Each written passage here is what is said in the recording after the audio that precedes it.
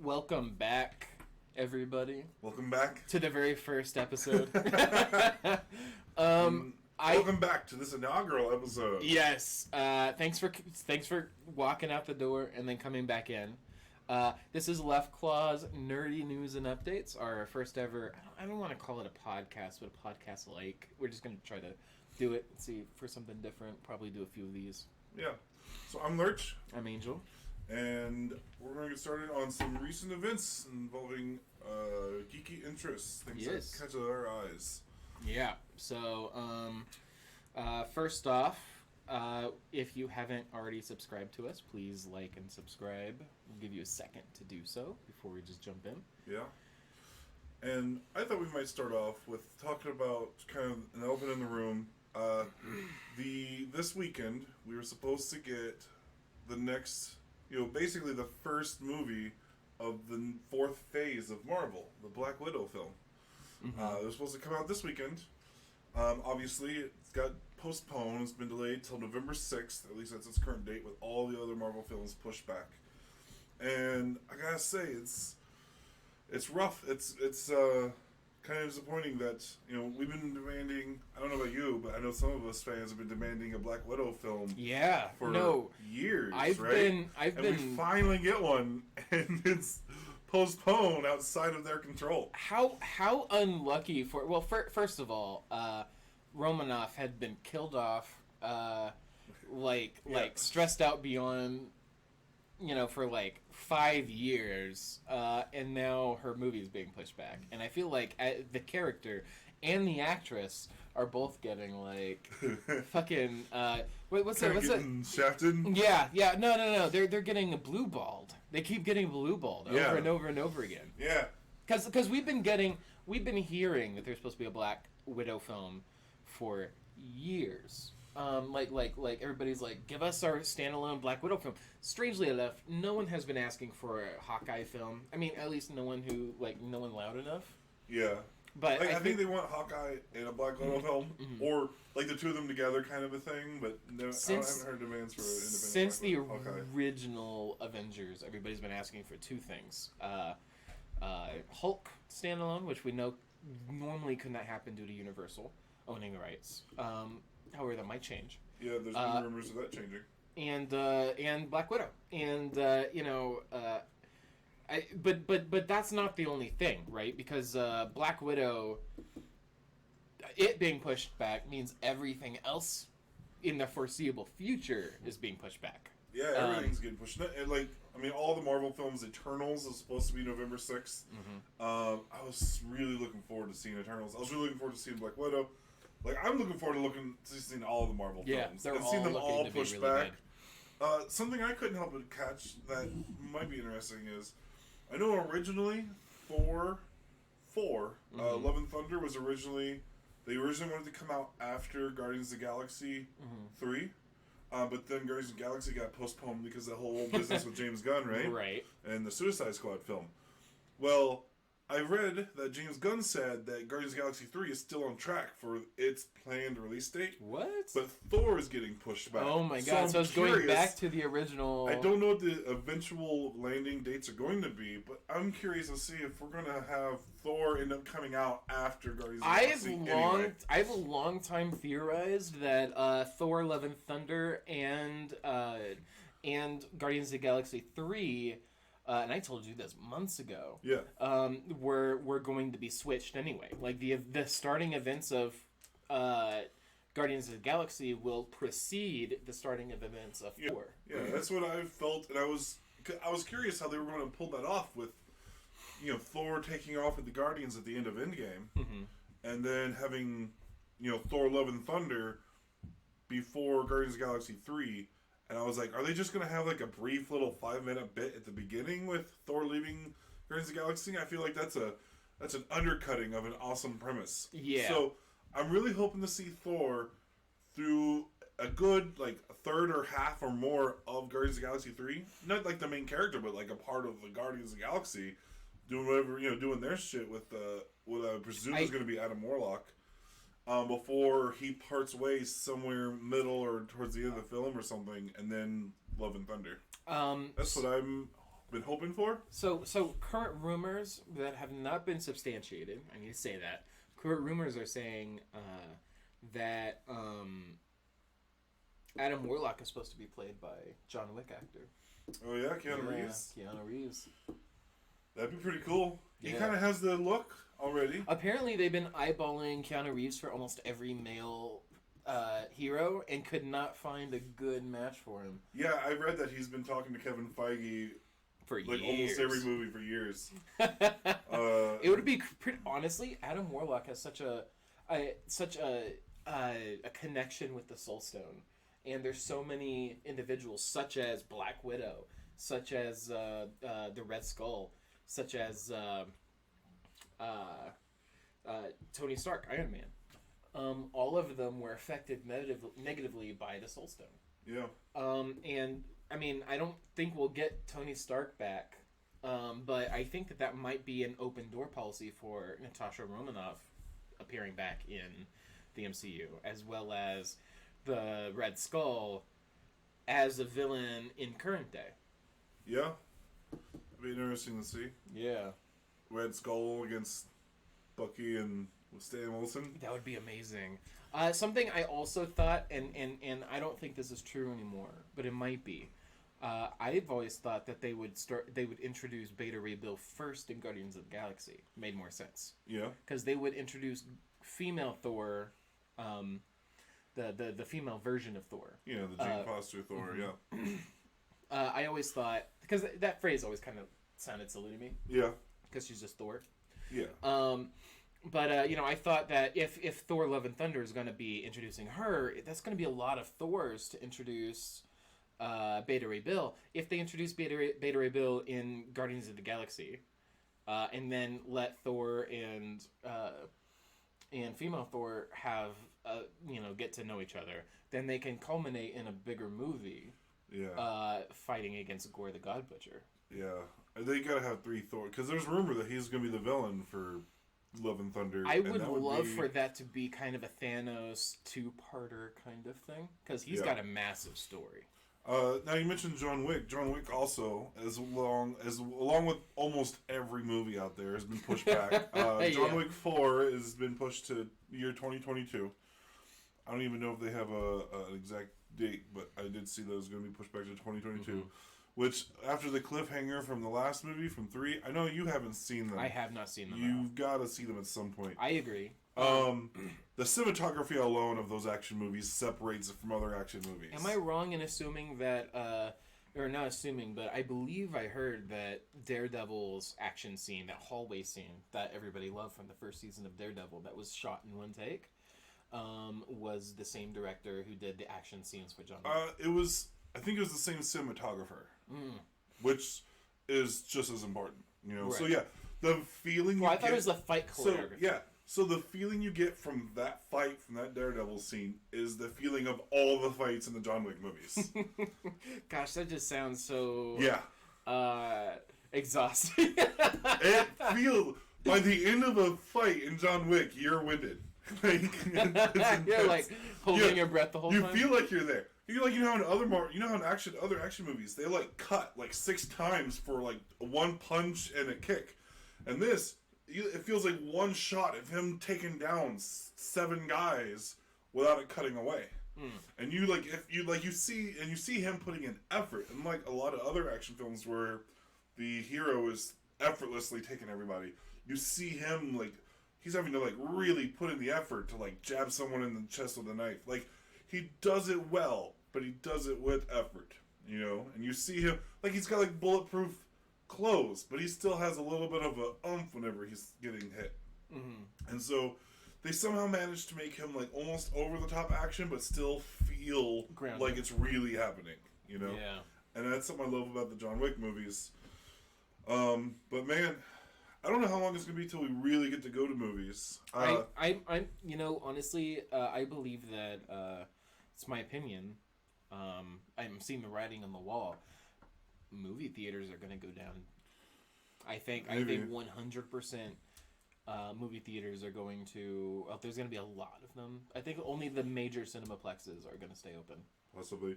I'm hearing there's talks about a rise of drive-in movies, actually. That Drive-in would, theaters. honestly, I would love to see the rise of drive-in theaters again. Yeah. I remember those as a kid. They were like, okay, I think the technology that we have today surpasses anything we had as a kid. Because I remember back in some of the theaters I went to as a kid, all the audio you got came from a little box that screamed the audio through your driver's side window. Mine But actually. now they can do car stereo systems. Yeah, that's what I was about to say. Whenever I was going through drive-in theater, ours came in like even from a young age through our radio. Yeah. Yeah. But I did read that Texas is doing like kind of a phase of open theaters. Not all theaters are opening, but they are starting to open up some of their movie theaters. But they're requiring like health checkups. Where they're going to like try to check and see if you're healthy. I believe this is just really going to amount to them trying to take everyone's temperature while you're going into the movies. Yeah, I think we were just talking about this a little bit earlier. That's what they do with hospitals now. Whenever you go into a hospital, they don't even have to touch you. They'll put a little tiny device near your forehead and they'll read the infrared signature of your skin. Now, I don't think that's a bad idea. I'm curious what kind of an outcry we're going to get from the people who demand that they have the rights to go wherever they want it all the time. Like, I mean, I would argue there's no difference in if you've got a fever not being let into a theater, and no difference between them being closed at 8:00. You know what I mean? Yeah.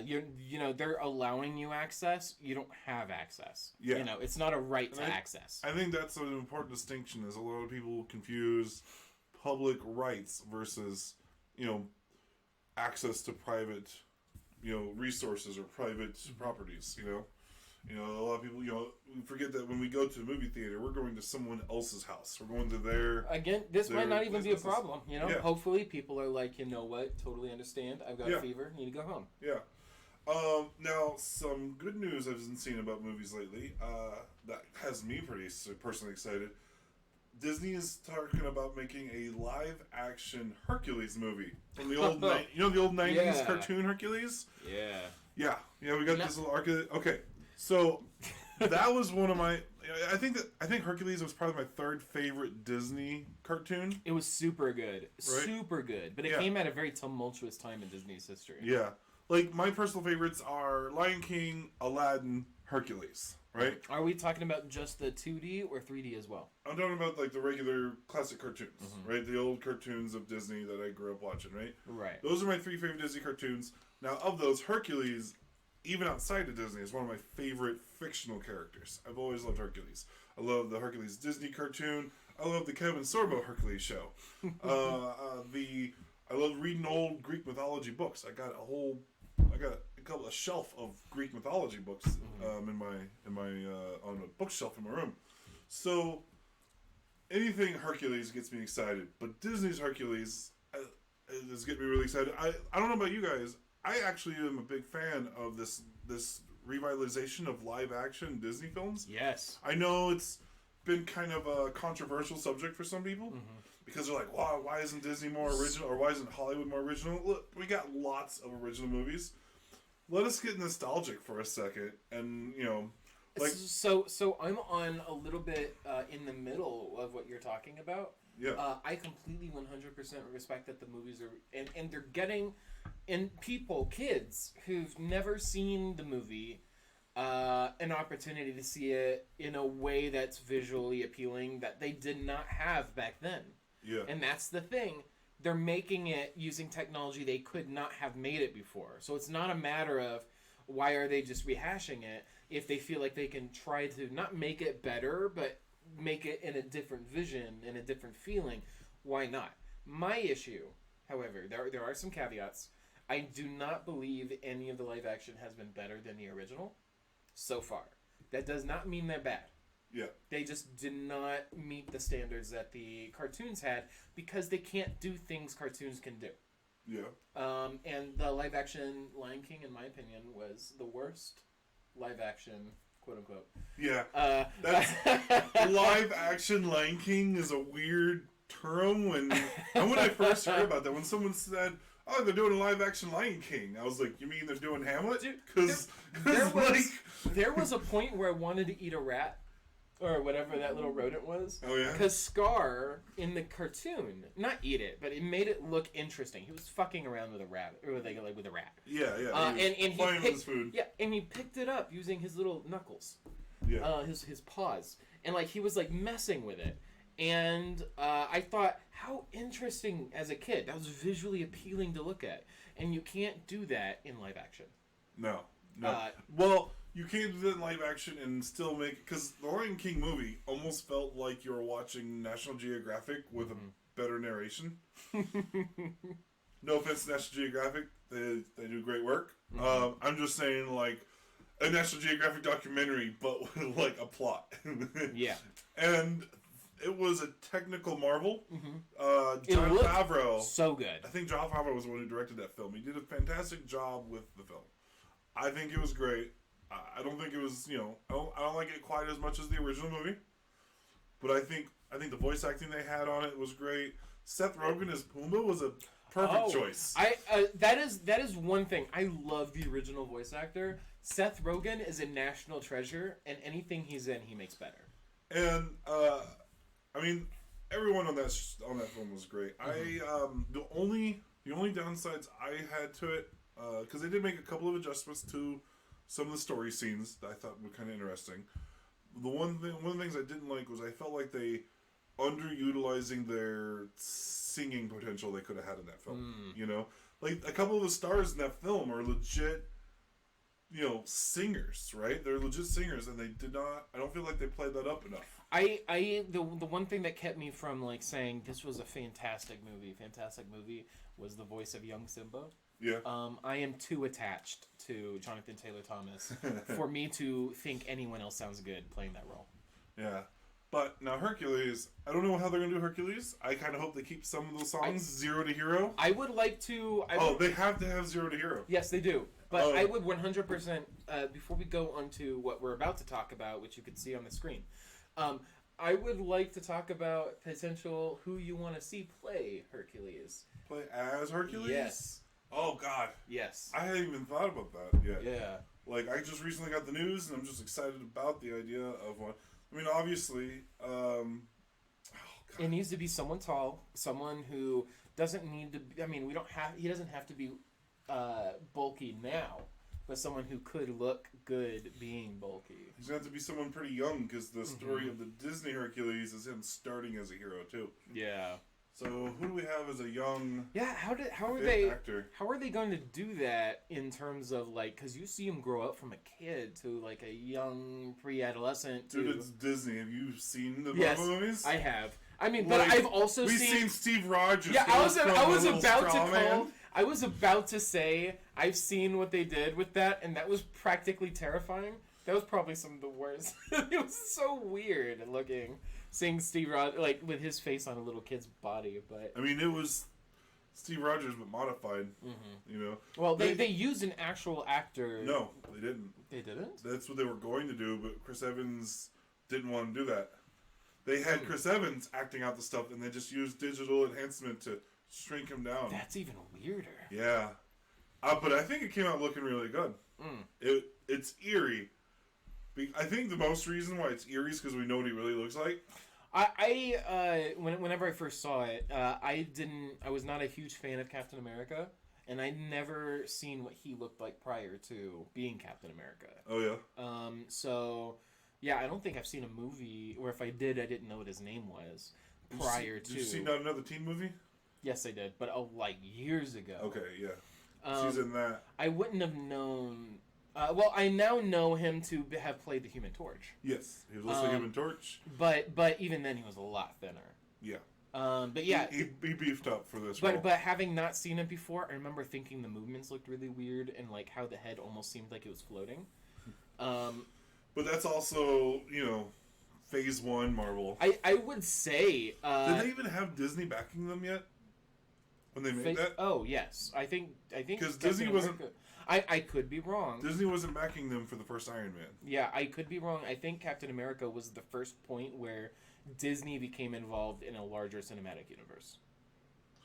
But, oh man. But yeah, I mean, we've seen, what was it? We've seen Tony Stark be really young once or twice. That was pretty good. You could see the technology evolving to looking. So we could get a Hercules movie with him changing through age. So I guess with that in mind, we don't have to have a young actor. So let's say no actor that is in a Marvel movie. Yeah. So who? No actor in a Marvel movie. They have like half of Hollywood now. They do. Oh my god. Even if they're not fit right now, they could be fit later. Yeah. Jeez. There's so many different options you could choose. How about we ask our viewers to comment why don't you ask? Should be Hercules. Yeah. And maybe give us some time. We'll after some time we'll either try to come up with a suggestion later, or I'll put in the comments myself who I come up with later if I don't come up by the end of our recording here. Okay. On to what we're here to talk about this story. Josh Gad, who played probably one of the best things about the live action Beauty and the Beast. Yeah, Beauty and the Beast. Gaston movie. Yeah, the Gaston. Gaston movie. It really feels like it's about Gaston sometimes. Are you sure you're not Gaston's #1 fan? In my real life, I would have to say that's my #1 Disney movie drawn, like whenever I was a kid, Beauty and the Beast. But I would be lying if I said I did not talk about Gaston a lot more in my regular day-to-day life. The raven hair. Not always in a good light, but I think he's just so chattable. Sometimes like my wife was making eggs yesterday morning. 4 dozen eggs. Yeah, I couldn't help but sing it. Like he just so. Dude, that's a very catchy thing. It kind of gets in your head a little bit. Yeah. One flex like Gaston. The live action Beauty and Beast has to be my #1 for live action remakes. Oh yeah. Yeah, I really enjoyed it. I watched it probably 3 times. We have Disney Plus, and we have on so many movies and TV series. We have a daughter now, 8 months old, almost 9 months old. And so we always have something, and I'm discovering new stuff. Like Brave is my favorite 3D Disney movie. I'm finding that out. So, okay, when it came to Beauty and the Beast, I liked Beauty and the Beast as a kid. I wasn't super into it. I was Lion King, Aladdin, etc. But when I wasn't hyped to watch the Beauty and the Beast movie. Mm-hmm. But then when I watched it, I was like, damn, this is good. This isn't just some cash grab. They put in some effort in there, Yeah. It's So the point is, Josh Gad. Yeah. He turned down the role because he felt like Danny DeVito should play the character that was designed with Danny DeVito in mind. Yeah. So I originally thought, when I first saw a headline on it, I thought that Josh Gad was actually offered the role, but I think actually it was just fans. Are saying Josh Gad. Right, and then Gad is saying, okay, I gotcha. Yeah. Yeah, Gad is saying, I think Danny DeVito should do it. And if that's the case, I completely agree with him. Good for him. I mean, on both ends, it really means the same. So, I think Danny DeVito's the only actor that can play Phil. And there's lots of great actors out there. There's another thing. Josh Gad probably would not be picked to play Phil, only because he's already a supporting role in another prominent live-action Disney remake. I don't think that would stop Disney. I do. I think that there's enough actors who could play Phil.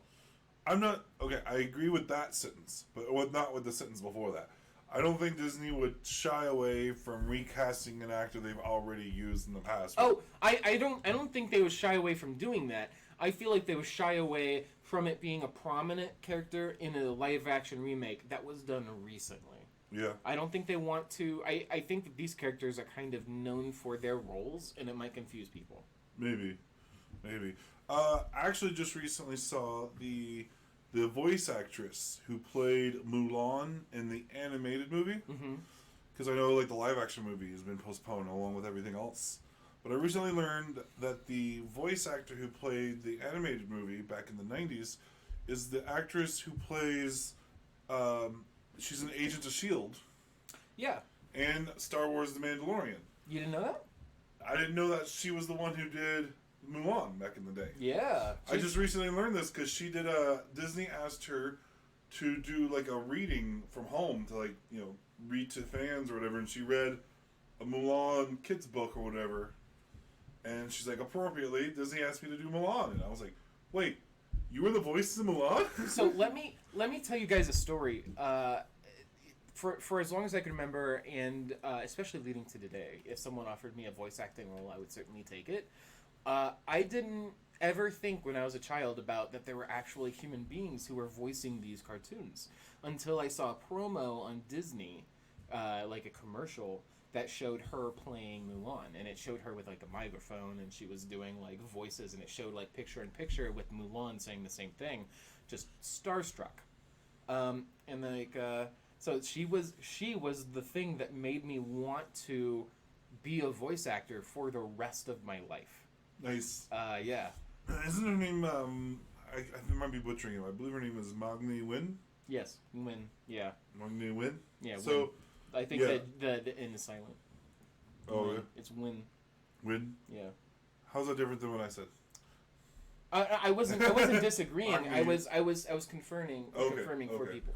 So yeah, and I love her on Agents of S.H.I.E.L.D. I'm hoping that she comes back on The Mandalorian in season 2, because she was interesting in there for the one episode she was on.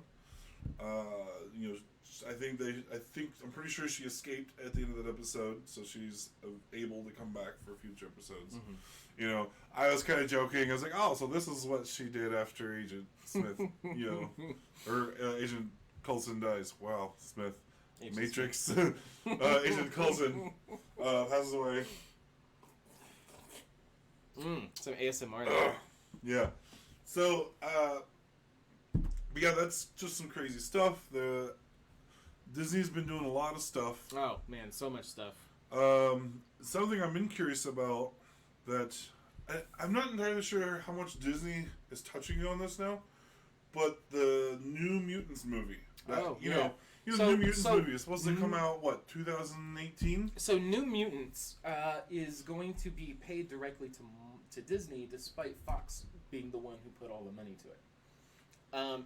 And actually, that's why they wanted to, in my opinion, that's why Fox fucked up Dark Phoenix so much. Yeah. Was to ruin it as just the characters in the storyline for Disney.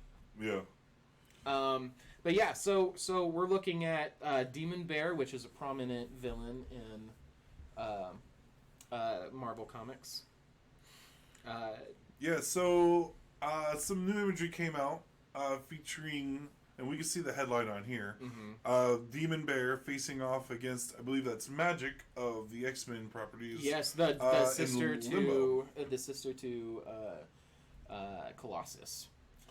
And I gotta say, that looks gorgeous, right? Yeah. If this does well, and it's looking like it might do well for a pseudo horror film. Yeah. We might see this being the start of the mutants for the MCU, because this is not an MCU movie potentially. I mean, it could be added later if it does well. Yeah. But it's not looking to be connected to really any of the other stuff. Deadpool is confirmed with Ryan Reynolds coming into the MCU. Deadpool 3 is going to be released on Hulu, most likely, as opposed to Disney Plus. Yeah, I'm sure. But Disney wants to keep that family friendly, I think, on the Disney Plus, more or less. But, and I think there's so many ways they can do that, especially with the Multiverse of Madness coming up. Oh, I can't wait for that. It is my opinion. As a Strange fan, obviously I'm looking forward to Marvel. It is 100% my opinion that the Multiverse of Madness is directly correlated with the shit Deadpool was doing with the time machine. And somehow he just winds up in the MCU. And I think that's a great way to explain why there isn't like the mutants he knows isn't a part of the world, and Yeah. like he's kind of like stranded in the MCU now. Yeah, there's a lot of things they can do there. I mean, with the Multiverse of Madness and Scarlet Witch. I mean, and- honestly, the Multiverse of Madness makes literally anything possible, Yeah. including jumpstarting the live action Spider-Verse. Yeah. Okay. So the live action Spider-Verse, Sony. Sony has announced. They're Yes. coming out like an Yeah. official. Okay. naming. That is what that was the segue I was hoping to go into. The official naming. Let me say it. Sony Pictures Universe of Marvel characters, or Spunk. No one's gonna say SPUMC. Yeah. They're all gonna say Spunk. Sony has. They're sticking their foot in their mouth. They're forever going to be once the Wait. public come Did out. we with this, we check when this was postpone released? Okay, May 1st, not 2020. April 1st. So Yeah. so this isn't an April Fool's joke. Yeah, Spunk. Like okay, Spunk. the original name just was the same thing without the P, right? It was Sony's Universe of Marvel Characters, SUMC. They had to throw in the word pictures in the middle. I don't even understand why. Just Spunk. I mean, Sunk doesn't sound much better. Spunk. No, but it doesn't sound as dirty as Spunk. Yeah, Spunk. That's so interesting. That's Why- so Sony. And I guess everything in Spunk is everything that's Spider-Man related other than the Disney-made Spider-Man properties. Mm-hmm. But if we recognize if we remember in the Morbius trailer, the Morbius trailer had Tobias from Homecoming. A Vulture, Yeah. without the suit. So, I don't know how that's supposed to... Like, I mean, yeah, so right. Venom is supposed to be... I mean, they may have made a deal in the background saying that the Venom movie did, in fact, release in the MCU. And them using Spider-Verse is a means to quickly eject from the MCU if they need to. Yeah, but here's the reason I'm mentioning it at all, right? Is as confusing as it's already been, they now make this spunk to help define the difference between a spunk film and another Marvel usage of Spider-Man. And I think that this attempt at clarifying it, to me, is just making it more confusing. I 100% agree. I think it should have just been Sony Marvel SMC. Or SMCU. Sony Marvel Cinematic Universe. Yeah, I don't know. It's silly, but how about but some other fronts on films that kind of catch my attention lately. That's not Disney related because we have been talking about Disney quite a lot. Quite a bit. Transformers. Yes, The new Transformers. Transformers has a 2022 release date for their next film. Might I say, it's looking good. Yeah. So I am liking the new designs that makes everything immediately more obvious who everybody is. yeah, one of my biggest complaints about the old Transformers films is you cannot tell. It's really hard to tell the difference between one Transformer and another. They're all just big gray masses with hints of dulled out colors. But do we have that one artwork on here on this page of Optimus Prime? There was a beautiful art. That Not we on saw. this page. No, on this page. Oh, damn. Okay, so I thought Bumblebee was one of the better Transformers films, and At least in recent memory. yeah, in recent memory. And we're just talking about the live action. Don't trash us for the animated movie from what was it, late 1989. 80s? Yeah, 89. Yeah, we're not gonna bring that one up in conversation. That's not of the current live action films. Watch me having got that date wrong. I'm pretty sure it's 89. Yeah. But of the live action films, I think Bumblebee was one of the better Transformers films, even though it basically was a girl with a horse movie. You know what I mean, right? Yeah, I know what you mean. Girl with horse finds horse, secretly keeps it in the barn. People tell her she can't have it. Government shows up, or someone The shows up. government. Yeah, Someone it's like, shows up. you didn't tells pay her- me your money. Someone shows up, tells her she can't keep the horse, takes the horse away, and she's like, "Oh, no one understood me like my horse did." Goes through an ordeal to try to get the Yeah. horse back. Yeah, Then I the mean- horse dies tragically.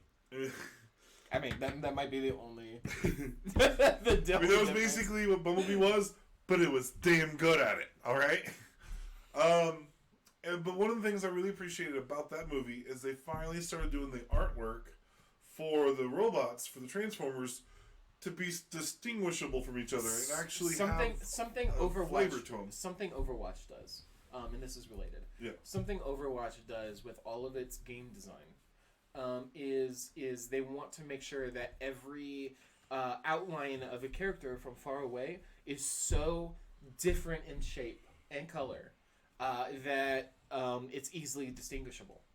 And that's what they've been doing with the new Transformers movie, which I appreciate. The Bumblebee. You could tell, even if it's poor lighting, who's fighting.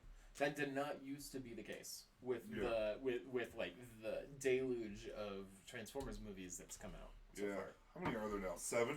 I couldn't even hazard a guess. I really couldn't. And you know, I'm not dissing Transformers. I love Transformers. Soundwave is legit my favorite Transformer. Yeah. Now, I didn't bring anything up for this one, but I did hear not too long ago that there's works of a Beast Wars movie. I don't know any official confirmation on that. The last I looked, as it was okay, a rumor. So we're saying this is a rumor. Yeah. I would love that. It just, the only thing that I ask of them is to keep the graphics the way they were. No, I want Lion King graphics in my Transformers movie. You want the Transformers to be really furry. I want. Do you know how weird that would be if it was like? I want Cheetor to look like fur. I'm Optimus Primate. Yeah. And but seriously, like, that's the Transformers I grew up with as a kid. Like, Transformers is a little, the old school Transformers honestly is a little bit before my time. There was this Hornet character, fucking badass. Waspinator? Yeah, Waspinator. Okay. Oh, so amazing. What? I loved Waspinator. Waspinator was the joke character. I liked the design. Okay. I thought the design looked really cool. Alright, I can give you that. But he was a bumbling idiot. Yes. But he was really cool. Except for that one episode where he was possessed by Starscream's spark. Badass for that episode. I had him and Optimus Primal as actual sets to play with. Oh, yeah? And I think that's why I like. Dude, I had a lot of Beast Wars toys. I had the Megatron where he was a dragon, the Transmetal 2 form. Fucking A. I had to get 2 of those because I broke the first one I played. I didn't break it like a kid being reckless with it. I just played with it so much it was wore out. So I think what we're saying is we're excited for the new Transformers movie coming out. Yeah. And you know, it's been so I don't know if you know this, a little bit of movie news we hadn't talked about and I did not prepare a side for. Trolls World Tour did really well, and that was a straight to DVD. It was supposed, or not DVD, but straight to streaming service. It was supposed to have a theatrical release, and then the coronavirus happened. And they said, you know what, we'll go ahead. They decided to be the testing to see if it's a viable platform, and it is. It's proven to be very successful for them so far. They've sold a lot of merchandise. And if you're a family, the tickets cost $20, just so you know.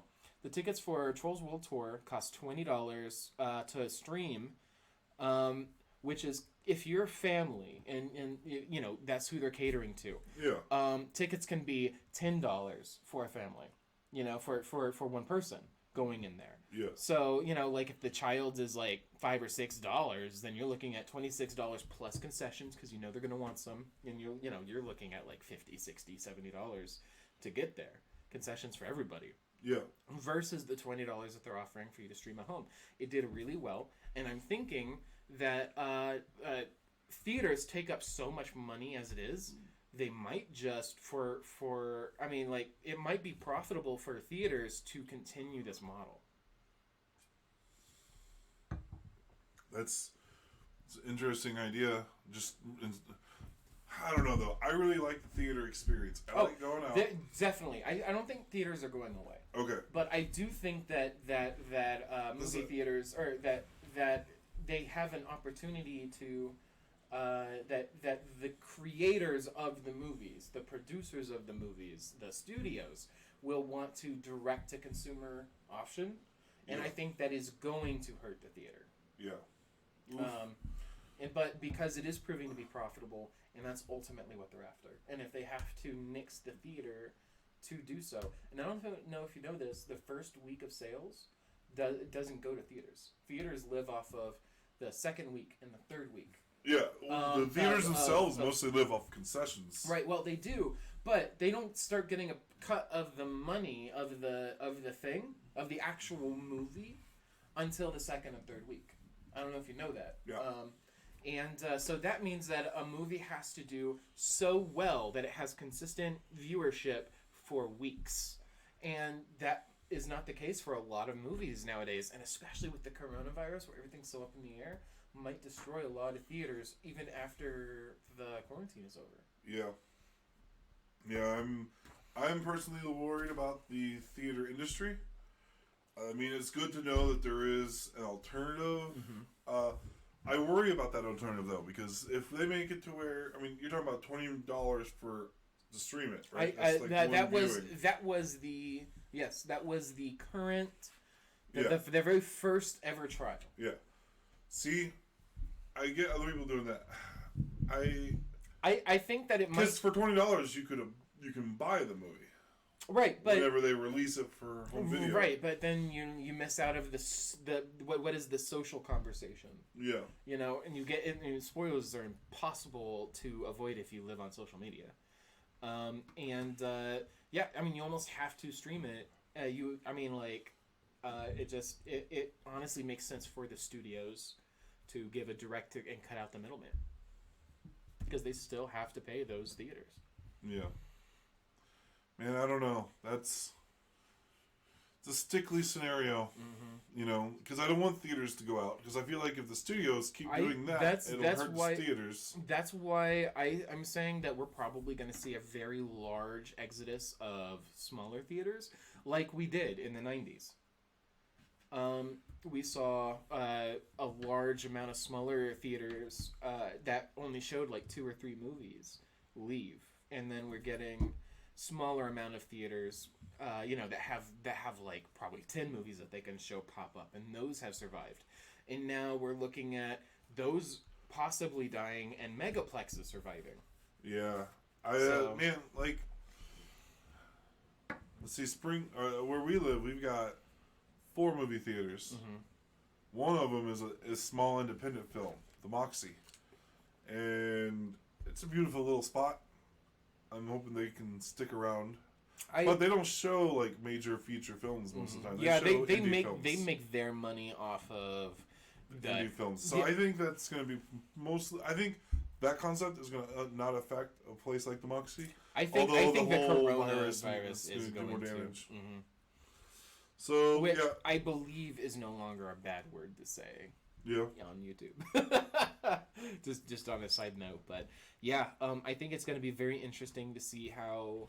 I personally love our current theater. They serve me booze and a meal, and they're pretty. I mean, they're super comfortable, and it's a date night. Me and my wife, who have been for. I mean, that's been our premier thing. If we ever want to go out and have some fun, we go to the theater, at least until our baby was born.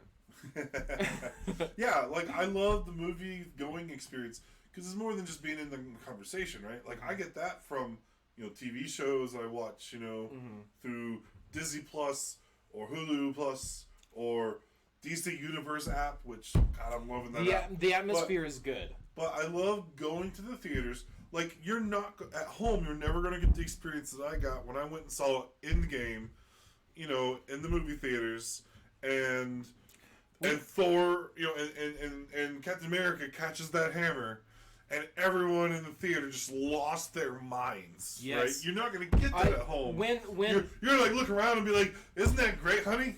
I watched I watched the very first midnight showing of the 2014 Godzilla in IMAX. I went there specifically for that experience. I remember whenever he first at the end of the movie he started to charge up his atomic breath, and you just see the tail light up, go all the way over there. Everybody stood up, and applauded and screamed as he screamed. Yeah. Like it's an experience. Yeah. Beyond it's a crowd experience beyond what you'll get on the couch. Yeah. So I believe that there is going to be less theaters, but I think some theaters are going to survive because of that experience. Yeah. I think enough people will pay for it. I really hope for it. Like I got the little card that lets me go see 3 movies a week. I mean, it's on hold now, but I love that card because I go and watch movies. Every movie that even slightly piques my interest, I try to make time to watch. I think they're going to start offering that pass for. I was hearing rumors about a pass like that offered for streaming services. Yeah. Now, like for new movies on streaming services. And if AMC is smart, they'll create their own streaming app so that they can get some of the revenue for streaming to. Although they probably won't get that Disney money because Disney has Plus and Hulu. Yeah. And they pretty much have a. They already dominate 40% of the film industry anyway. Yeah. I love Disney, but I am a little concerned about a little bit of over control. Now. We've talked a lot about movies. I think we've hit all of our topics that we wanted to cover on movies. Right. How about we got some comic book news you wanted to cover? You said you had something prepared for that. Yeah. So comics in general are starting to. I mean, there's a current plan hosted by Marvel and also Diamond that are seeing new release schedules, such as instead of for the first round of comics, releasing books instead of like individual issues. So really, yeah, like trades. Yeah. So it was severely revised. Yeah. So they don't overwhelm retailers when they reopen. But that also means that there's been a few comics that are nixed from that were slated that are now no longer being slated, or at least they're not talked about anymore. For instance, Black Widow #1 and Taskmaster #1 have disappeared from the schedule entirely. Ugh. So poor Black Widow. Yeah. April 1st, which sounds like a joke. There was nothing funny about this April 1st. No. Like, no one was fucking around this April 1st. Was there even, usually every year on April 1st, you hear a lot of April Fool's jokes. I'm not... Yeah, I can't think of a single April Fool's joke that I heard that was meaningful in any way. I mean, I joked about how this whole year feels like an April Fool's joke. Yeah, Jeez. But it's not. It's just a sad... a sad reality. I mean...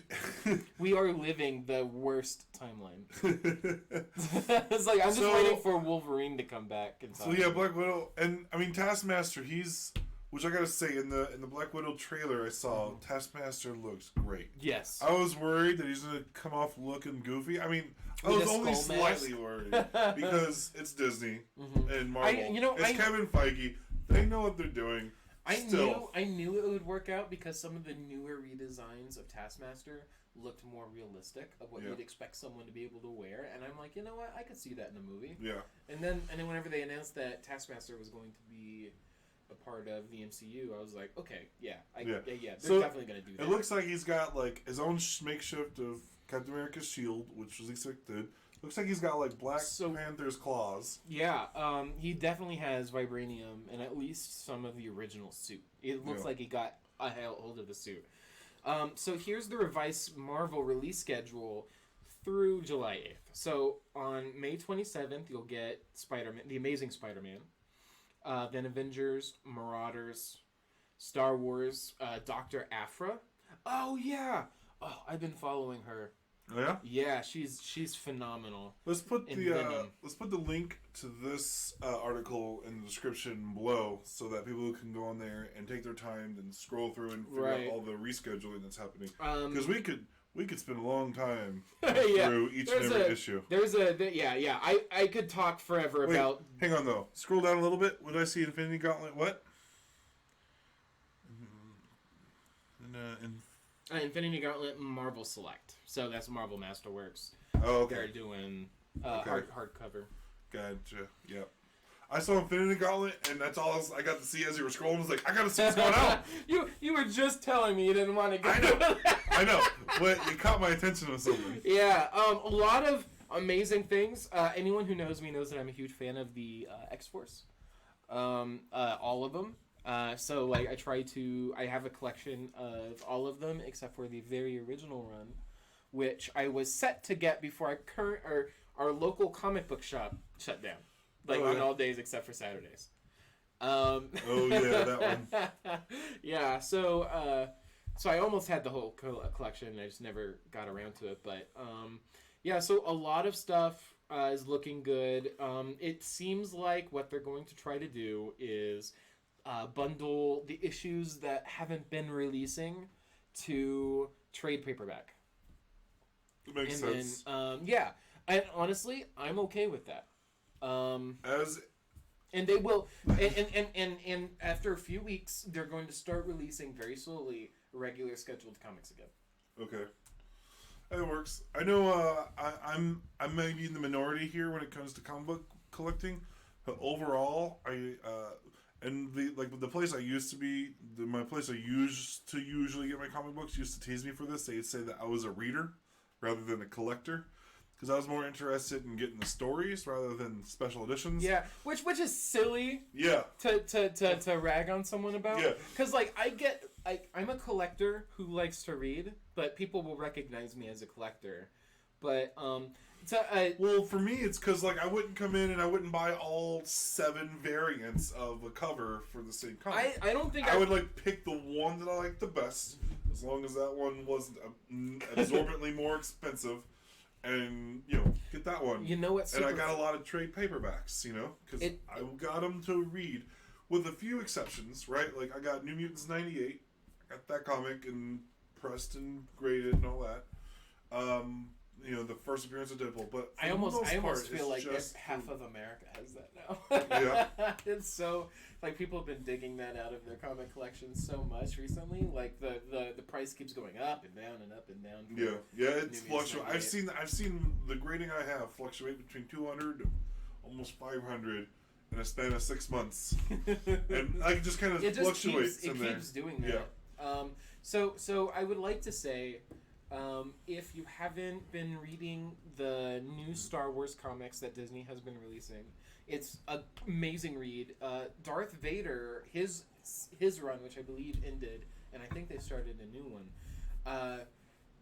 is some of the best writing for any comic book I feel like I've read since, X-Force Apocalypse. Oh yeah. Yeah, and I'm a huge fan of that series. I think it's phenomenal. Dr. Aphra, just a little. It goes about someone who's kind of a nuisance to Darth Vader, and is always slipping through his fingers. It's a really good read, so it's interesting to see that she's getting her own comic book. So yeah, beyond Marvel. Star Wars is definitely something people should be checking out if they're not in. Yeah. I read a few Star Wars comics last year that of Anakin and Obi-Wan together. Back when they were still working together, and those were some fantastic reads too. I can't remember the details specifically of who wrote it and the exact title of it, but it was the two of them together. I remember there was at least a couple issues where they were in a snowstorm type planet or whatever. It's been a little bit. I've read it a lot since then, but I remember really enjoying those. It was a mini run. It was only 8 issues long. Or something, yeah, but it was really well done. So yeah, there's definitely plenty of reading out there besides those two. So a little bit moving on to video game. Yeah. So as you all know, the virus canceled E3. However, that is not the end all for game reveals. I think the cancellation of E3 is what convinced some people, you know what, maybe there's something going on here. Seriously, that was such a disruption. And it makes sense, because the people who would have watched E3 are the people who wouldn't have caught the coronavirus. It's like prior to that, like 2 weeks prior to that, Disney announced they were closing all their parks. Like all the theme parks were closing their parks, and we were like, they're overreacting. E3 gets canceled. Oh damn, this is serious. Yeah. I can't believe this is shutting down. Honestly, gosh, the Games Art and Entertainment Expo. Yeah, the Gaming Arts Media Entertainment Expo. Right. I always forget. I say games instead of gaming, but yeah, Gaming Arts. Maybe just Game Expo. Game Expo. Okay. Yeah. So you can say it 1,000 different ways. He's okay with it. I'm the co-chairman of the organization that runs it. Part of why I'm finding that it's said correctly. So as like that's a little bit later in the year, but just about every expo and everything has been canceled so far, which is good. I mean, not necessarily for the businesses, but it's good for the people. Yeah, good for the people. Yeah, it's. I can't say anything officially on it, but myself and all the other officers of Eclectic Endeavors, the organization that runs and organizes Game Expo, are discussing what our options are for what we want to do for this year. But our top priority is the safety of our supporters and our fans and our guests, and so that weighs heavily on our considerations for what we're doing.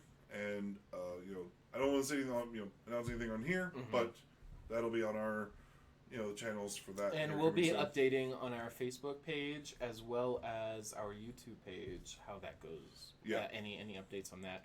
If anybody wants to travel, it's pretty big. It's a pretty big thing. It's a pretty big deal. But the reason why we brought it up is because this whole thing is because Summer Game Fest is looking to try to get some of those game reveals and game trailers out and going. And I don't know how they plan on doing it. I mean, we know it's digital. It's digital only. Yeah, I've been watching. I've been participating actually this last few days with virtual VisionCon. Yeah, and it's been interesting because they got a lot of people they're doing panels, digital panels where someone will do a panel discussion and they'll be talking about things, and then they got a live feed of chats where people are asking questions. It's not quite the same as being in person, but it's been an interesting experience. Yeah, and we might see what was that Sony. Sony had a kind of a virtual experience where you could have gone through their showcases and stuff like that, didn't they? Yeah, they had something like that a few years ago. Well, this is kind of dating things now because what you're talking about is something. I'm saying we could see. The reason I'm bringing it up is because we could see a resurgence of it. Yeah. So years back on PlayStation 3, the PlayStation 3 had an app called PlayStation Home. And I actually had quite a bit of fun with it. I actually happened to be one of the people that was in the closed beta long before it announced. And I was I was in the phase of the beta where I was reporting back to Sony bugs I was finding, right? And I continued playing it when it went live with the beta for the open beta for everyone to play on. And it was just, kind of this virtual world that you just kind of, it was a socializing world. You can walk around, you create your own avatar, and there's all kinds of mini games to play, and a lot of different publishers were creating their own rooms or their own spaces that you could go to and visit. And most of it was there to promote other bigger games that had and so you'd have a mini game that advertises a bigger game or something. And every year while that was active, Sony would do PlayStation, their whole PlayStation setup for E3 would be in this virtual world inside PlayStation Home. So you could walk around, see how the setup was done, watch videos, and play demos that were playable demos at the convention. Yeah, that scared me for a second. I instinctively had the instinct that I was spilling a drink or something. But yeah, it was a really cool experience, and in the light of how things are now, it'd be cool to see a resurgence of that kind of a service. I feel like that would probably be a very great way of experiencing anything really. I definitely think that we should get that somewhere in the future. But as it stands right now, this is this is probably going to be the place to tune in order to get that going.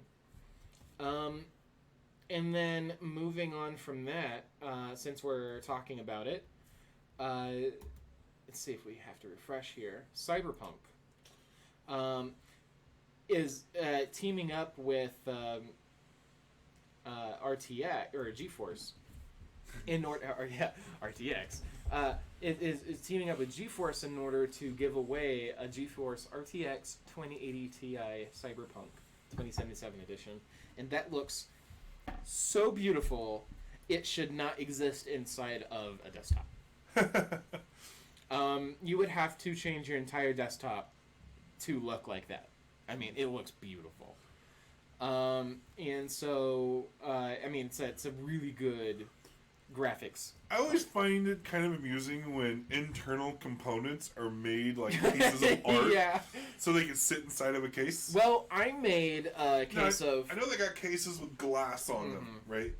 But it's still kind of, even on glass, it's usually like, I don't know about you guys, but my computer tower is usually sitting on like a lower area away from my head, so the heat isn't getting on me so much. I always I generally just have like one side of my tower off just to allow for better removal of heat. Yeah. So I mean, like, it would benefit me to like look in there and be like, oh yeah, I won that. But this is going to be a thing until June 1st.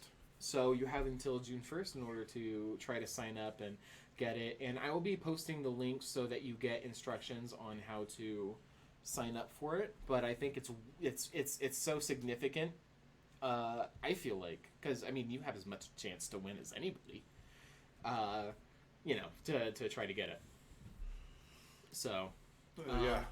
Moving. I don't even know if my personal computer has enough horsepower to run that graphics card. That is a beast. But hell, if it did, I'd be happy to have it. I honestly, I just covet all graphics cards that are better than mine. And then, speaking of Cyberpunk, so much nudity. People are having issues with it. Got me sold on it already. I don't know what I was touch that game, but yeah, excessive nudity. When you have a ratings board say that it has intense sexual relations, you know that. Yeah, I mean we already knew this only because the demo that they released showed a frontally nude woman, in 4K, in the trailer. So it was a gameplay trailer of how it was supposed to be played. And it looked amazing. So we kind of already have known this for months, but it just kind of like confirms that they didn't back down on it. Do you think we're gonna get Keanu Wang? No, but that's because Keanu Reeves plays as a hologram. I mean, Cortana's a hologram, and she looks pretty nude. That is true. Skin tight suits will do that to you, and Samus apparently. So it's going to be very, very, very adult, which I think is going to do its service, because I think some venues in some countries aren't going to allow it, which is going to make it much more downloaded. It can make it bigger on things like Steam. Because here's the thing: do we know what the official rating is yet? No, not yet. This was a leak by a rating company in. Oh. So a country rated it and accidentally. Let's see. So submitted the game for classification ratings worldwide. It's snagged a mature rating, which is fine. I mean, I'm not sure if that's the official rating, because earned an 18 plus tag from Brazil's agency. Yeah, that's what it was. So it was leaked because a country rated it and then posted it. Gotcha. So expect. I mean, we don't know what the rating is going to be. Yeah, in Brazil. Don't they have like donkey shows open? Don't they have like open breasts on their milk commercials? I think so. I think Brazil is pretty much known for weather No girls. offense to that are Brazilians, very- I think that's great. I'm just No, I think that really just kind of tells you that if it's a little offensive for Brazil, it's yeah. probably going to be really offensive for the U.S. Hey. So, yeah, we don't have an official... Because Americans are kind of uptight compared to a lot of countries. All they did was say what the ratings are for every aspect of the game. So violent acts, sexual pleasurement, consume of illicit drugs, violence description, exposure to danger, exposure to death corpse, bodily injury, foul language, which is like the least offensive thing on this list so far. Blood, description of illicit drug consumption or trafficking, sexualization, description of illicit drug consumption or trafficking. Again, Sounds like a Grand Theft Auto game so far. yeah, sexualization, sexual exploitation, intentional death, nudity, prostitution.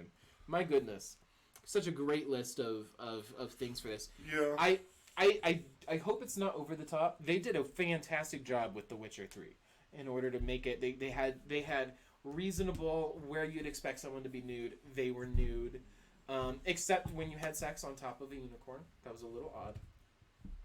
It was a very famous scene. I did not find that scene, so I'm not familiar with it. It's not really. It might be weird to Google though. Yeah, it would be very strange. I'd to be Google. scared of those search results. But I mean, it just seemed awkward and uncomfortable. Yeah. Like I wouldn't do it. I wouldn't suggest anyone have sex on top of a unicorn. I played that game for like 100 hours and I never finished the storyline. Really? Yeah. Oh my I got goodness. so caught up on hunting random things and then the card game. I think I spent 45 hours on the card game. My goodness. But yeah, I'm really looking forward to this next project, the Cyberpunk. Okay, so Cyberpunk 2077. I'm not gonna lie, it was barely on my radar originally. Like, it was like, oh, new CD Projekt Red. I love The Witcher 3.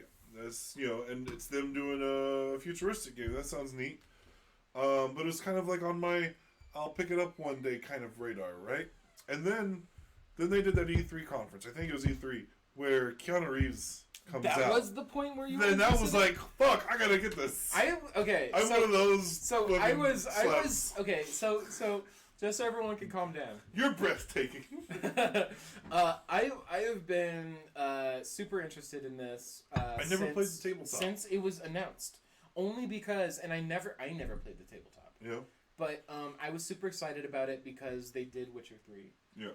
And because the concept is so, what they were explaining of it was so interesting, and you just knew it was going to be a good game. Well, I never got all the other stuff, right? It was announced. The game was originally announced during a period of time where I just didn't have a whole lot of opportunity to pay attention to new video game things going on. Mm-hmm. And all I basically got was the title, and that the company behind Witcher 3 was working on this futuristic game. Mm-hmm. So, and I saw a little bit of footage, and that was about it. And then, and I was, and I think it's telling though that that's all it took for me to be like, yeah, I want to play that game at some point. You know. Honestly, I mean, And then there's an hour-long gameplay footage. You should definitely watch. All right. Now, the Keanu Reeves video, while that was a huge deal with Keanu Reeves, there was a whole lot more to it that was also really good. Like, it was just an overall really great presentation. But Keanu Reeves at the end was like kind of a icing on the cake type of thing that just like stupidly got me excited. Oh yeah. You know. So that is Cyberpunk is amazing. I'm Do we not know excited about it. Okay. What's the release date on it? Do we have one yet? So it was supposed to be last month. It has been postponed. I do not remember. September 17th, I believe, is when it. Yep, there it is. September 17th, 2020 is the new release date for Cyberpunk. And I believe that Cyberpunk didn't.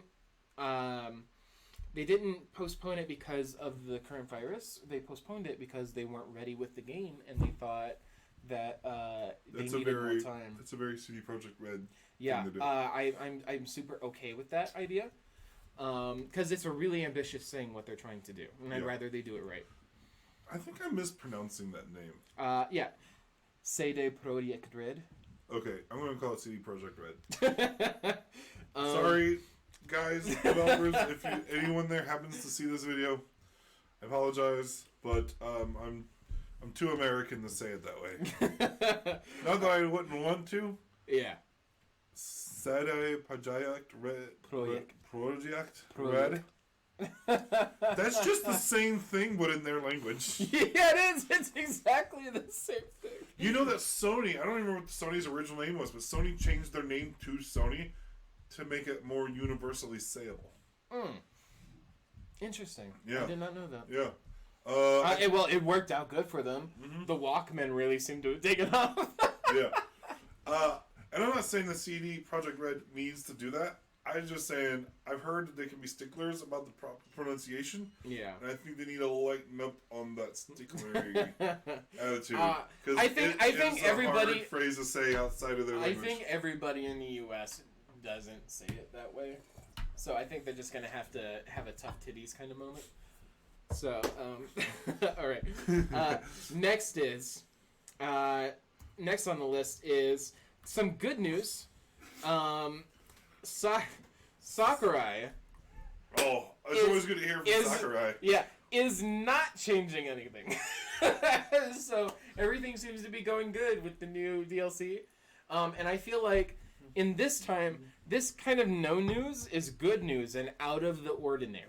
Yeah. Because and a world where everything's postponed. Yeah, one man dares to stay the same.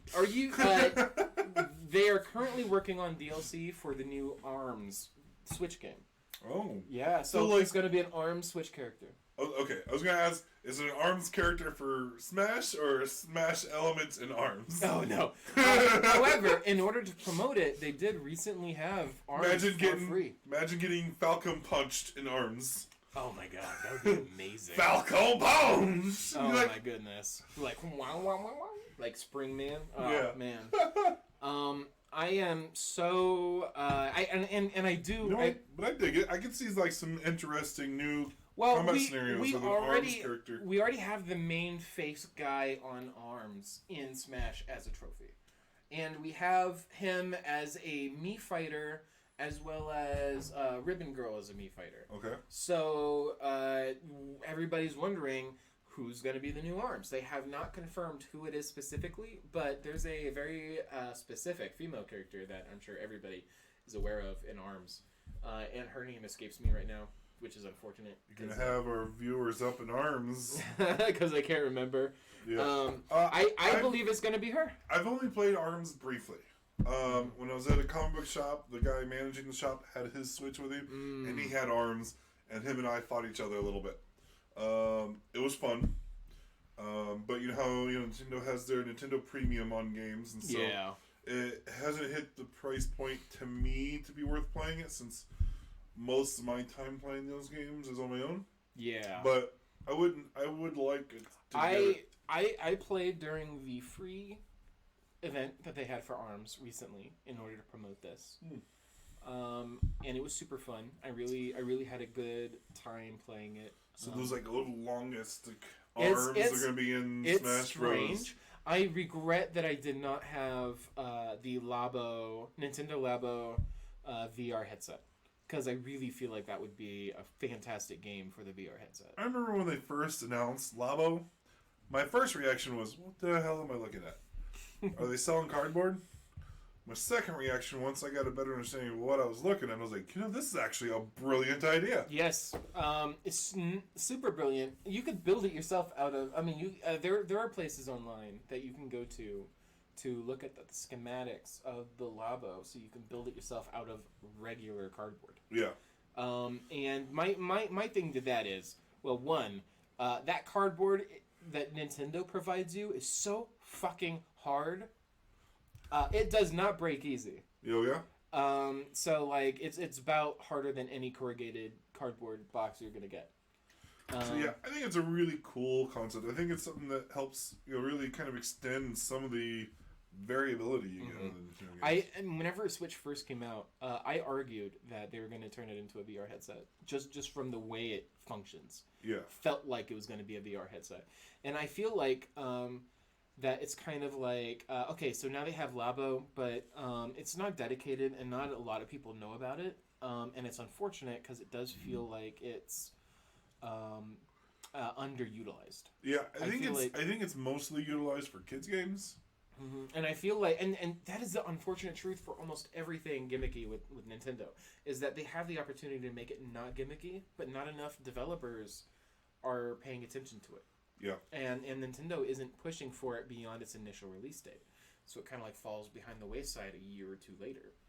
And I think that of anyone who would want to buy a VR headset, Nintendo could potentially be a great market for it. Like, to popularize it. Yeah, I mean, because... It's cheap. It's its own console. Yeah. You've got no wires. Yeah. I haven't used their VR system yet. I've got the PlayStation VR, and I love using that. Mm-hmm. I haven't gotten the Labo VR thing. Talking about it now, it's got me thinking about I might need to set a little money aside to... I mean, it's not cost much to get that. It's less than $50. Yeah, so I might have to pick up that and a game that uses it. Because, yeah, you already got the motion controls for your hands. You know a game that uses it? Arms? Arms. You know what another game that uses it? What? Smash Bros. I saw that up in the corner. Yeah. And I was like, what the hell am I going to do in VR in Smash Bros? I really wish... Okay, so... Like, Tekken 7 has a VR mode.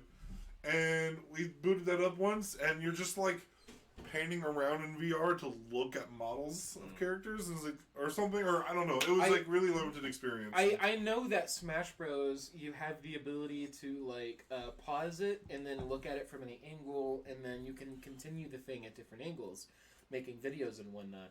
It's a fully 3D exploratory environment where the camera is constantly moving around. It would mean nothing for you to put the camera inside the head of the character that you're playing as, and then look at it from an on-point perspective. Yeah. And then that would really give you a headache, jumping around and doing all those powers. And oh, God. trying to gauge distance. Oh, my God, that'd be awful. Like, doing all those flips and shit. Because I'm like, one of my favorites is Ness. I'd be like, or Lucas, actually. Lucas, and he's the same jump with that little... Oh, yeah. I'd get nauseated every match. I feel... Well, and I got nauseated playing Resident Evil 7 in VR. Imagine playing fucking Smash Bros. Holy shit. Yeah. So yeah, good news is no news. No it's news. fantastic. It's just continuing, chugging along as usual. Yeah. Smash Bros. And the beautiful Sakurai, thing what's about going on? the beautiful thing about game development mostly is you done on a computer, you you can do it at home as long as everybody's communicating. Yeah. Yeah, I read that the makers, Hideo Kojima Studios behind Death Stranding, they had a positive case in their office, so everyone is working from home. The building is under. It's just whatever. smart. Although Japan really started out stupid with this whole thing. Yeah. So we're What looking we got at here? We got looking at Assassin's Creed. Valhalla. So. Yeah. Oh man. So we're looking at a female character here, but that's not really what we're. I mean, like that's good. The fact that it exists at all, and recently, if you have not seen it, there's a new trailer for Assassin's Creed Valhalla. Yeah. Beautiful. Yeah, and just the last few days, they put out a new trailer for the new Assassin's Creed. It's officially called Valhalla. Interestingly, like the day before the announcement trailer came out, or maybe it was the day of, they put out like a 3-hour-long video of an artist creating artwork for Valhalla. Wow. That people were like commenting on and stuff. I watched it for a little while, but I couldn't watch it all day. I had work to do, you know. I had to get to work. You got shit to do, man. You know, like seriously, like I had to go do some phone calls, you know. But it was interesting that they're doing that for people who have the availability. So the trailer, as is par for the course for Ubisoft, looks fantastic. Yes. Every trailer that they've ever done was super phenomenal and cinematic and unrepresentative of the final project. I am crossing my fingers because this is probably going to be the first thing that really got me back into Assassin's Creed since Black Flag. Yeah. I've played other Assassin's Creed games since Black Flag, but they were all kind of like me just pushing through it because it existed. versus me having fun with it like Black Flag.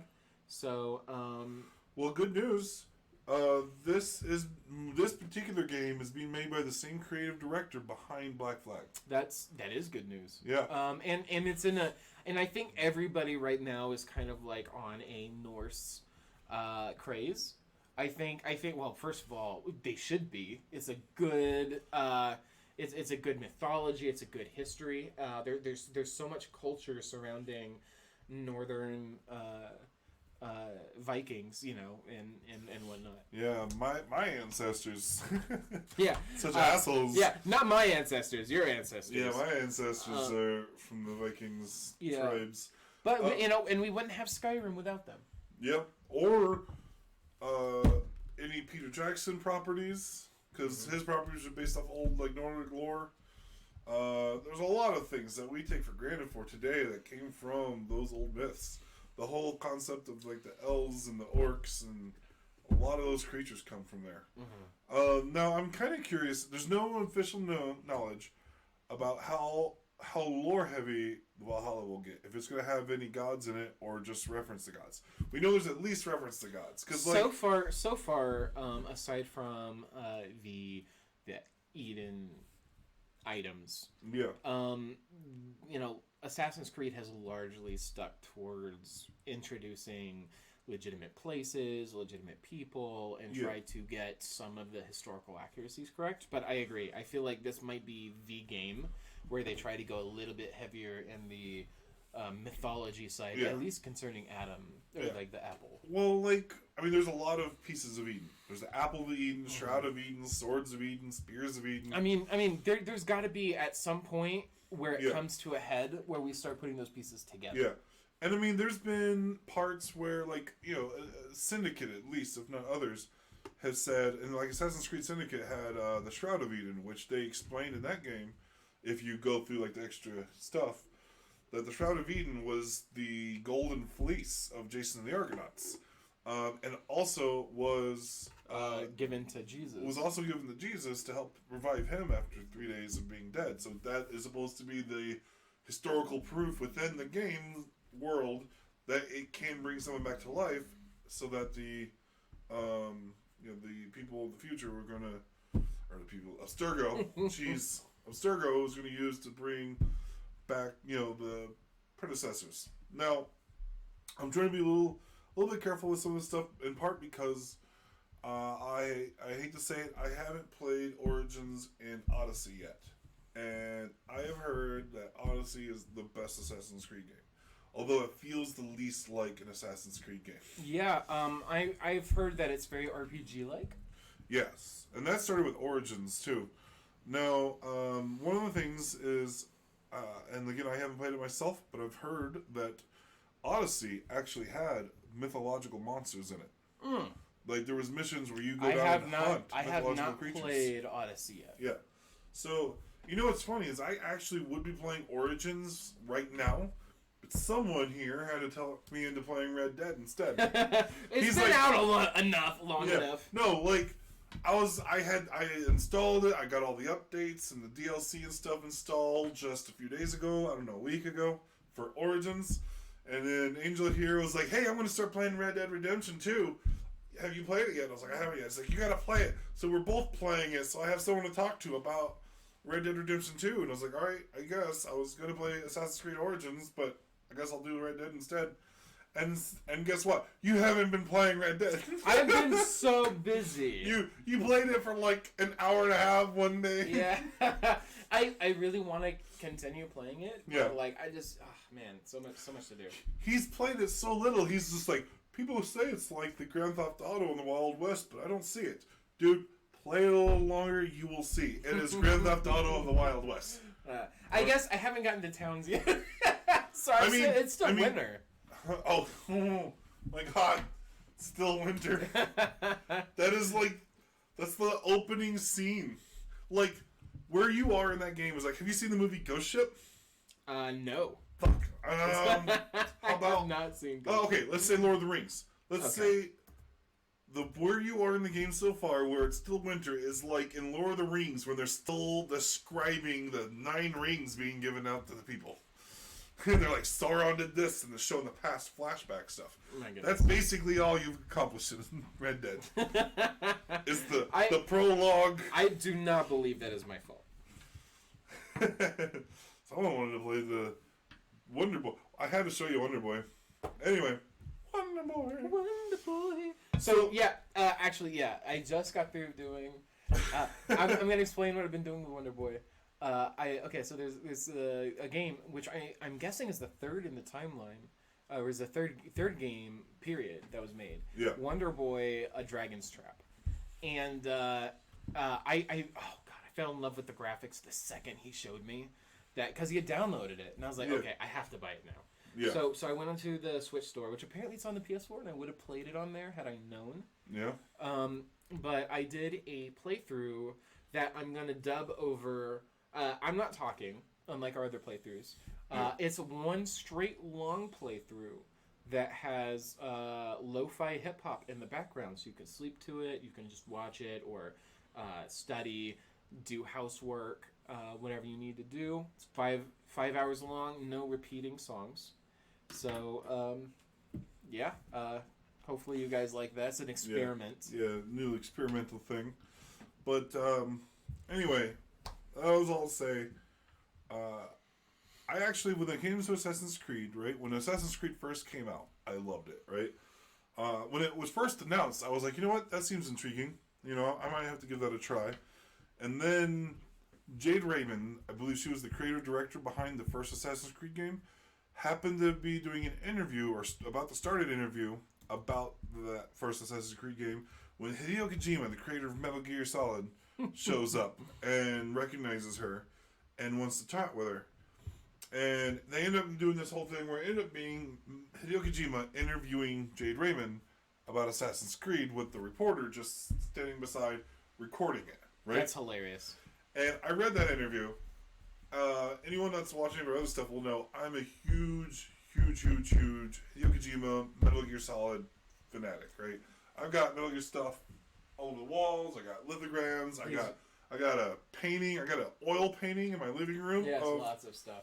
I got all kinds of Metal Gear stuff. I got figures. I got all the games, multiple copies of most of the games. And so... Yeah, we're doing a playthrough of the games. Yeah. Where you can watch him coach me through the very first Metal Gear. Yep. Those are already online. You can watch those. And then soon we'll start filming Metal Gear 2 before long. We're going to go through we're going to go through, like, all the main games of that series over time. But... seeing Kojima being excited about Assassin's Creed and then interviewing that and learning that Jade Raymond and the creative team behind his first Assassin's Creed game saying that they're huge fans of Metal Gear and that Metal Gear is one of the big inspirations for Assassin's Creed got me super hyped up for Assassin's Creed. So I went out like that day after reading that article in whatever magazine it was. Might have been PlayStation Magazine, might have been Game Informer. So that's why you're trying to go through all of the Assassin's Creed games.